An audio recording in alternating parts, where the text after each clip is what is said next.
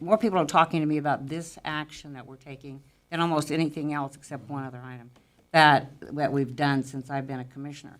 And I really want to thank Commissioner Musil. He has stayed with this project, but he wanted it from the very beginning. He's Ron's throwing things at him, but we still like him.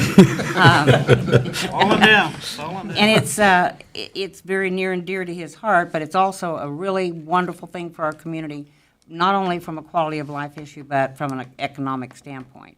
We're going to be bringing tournaments, we're going to be bringing things out here. And then secondly, the collaboration between the city and the Rec Commission. I want to congratulate you guys again. Without you, this would not happen. So we appreciate it very, very much, and stepping up with an additional 50 was even more than I expected. You know, I have people talk all the time. You know, I've had people in the last couple of weeks, well, isn't it good enough now?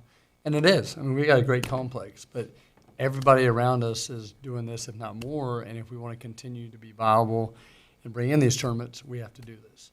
And I'm just so excited for, you know, I've got one kid that will get to play a little bit on it, but it's just for what it brings to our community. You know, and I was looking at the information that the Docking Institute gave to us a year or so ago, and with all the tournaments, I think it was in 2018, if I got my numbers right, it was over $1 million that we brought into our community. And, I mean, that's almost paying for this, you know, in 1 year. And the more tournaments we get, the more people's going to be coming here. And, you know, last year during COVID, you know, we had 80 tournaments for a softball tournament, or 80 teams. I mean, that was unbelievable. That's unreal. You know, and stuff, and that was in the middle of a pandemic. So if we can do that during then, I mean, it's going to be great for our community. I'm so excited, not only for now, and also, you know, I was talking to somebody that was one of the volunteers on this many years ago, and I know, Roger, I believe you were one of this.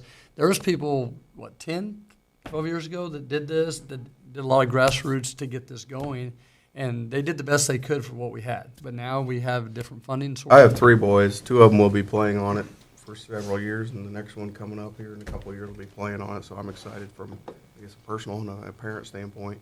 I do want to very much show appreciation to the Hayes Rec. Again, coming out of last week's work session, you know, it was kind of brought up maybe additional funding, and I think within a week, however you guys twisted arms or not, but I think that just shows a big collaboration to go get another 50,000. I don't think it was a deal breaker if you wouldn't have had anything else, but to be able to do that with your board, I think it shows some faith in our commission and what the Hayes Rec is doing. So that was a big step up. I don't know if it's a deal breaker trying to put the bullpens in. There's only, you know, I raised a little bit of a question about it, but that's very much appreciated.